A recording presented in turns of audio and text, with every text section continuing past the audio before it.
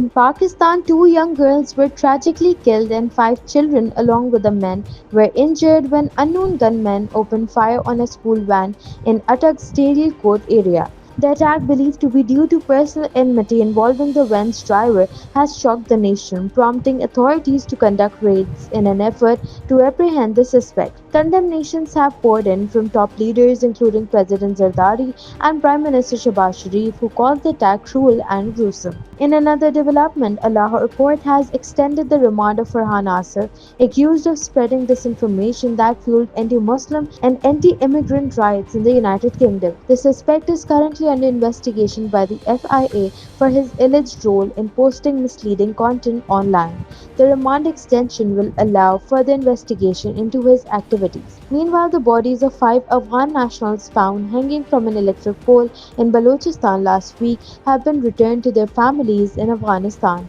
The gruesome discovery, linked to a viral video of confessions regarding a militant leader's murder, remains under investigation, with no group yet claiming responsibility.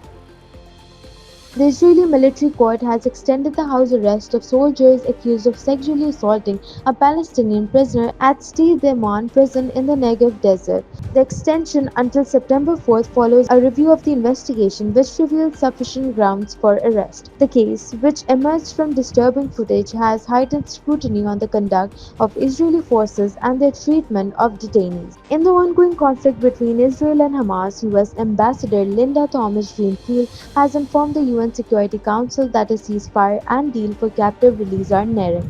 She urged the 15-member council to push Hamas to accept a bridging proposal, stressing that this moment is crucial for achieving a ceasefire and ensuring stability in the region. The call comes amidst intense international pressure to resolve the conflict. Meanwhile, Israeli military operations in Gaza have intensified, with at least 27 Palestinians reported killed as Israeli forces advance into central and southern Gaza Strip areas. Strikes have targeted various locations, including Beit Lahia and Al Maghazi camp, causing significant casualties among civilians, including children and women.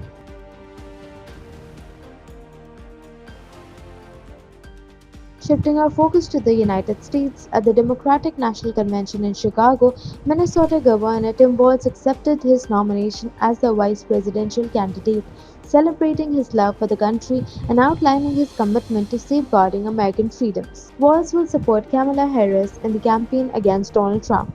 The convention, marked by enthusiastic support, featured high-profile appearances, including Bill Clinton praising Walz's selection and performances by John Legend and Stevie Wonder. Amidst the convention's energy, President Biden, while on a break, has pushed for Gaza ceasefire, with ongoing talks to resolve the conflict.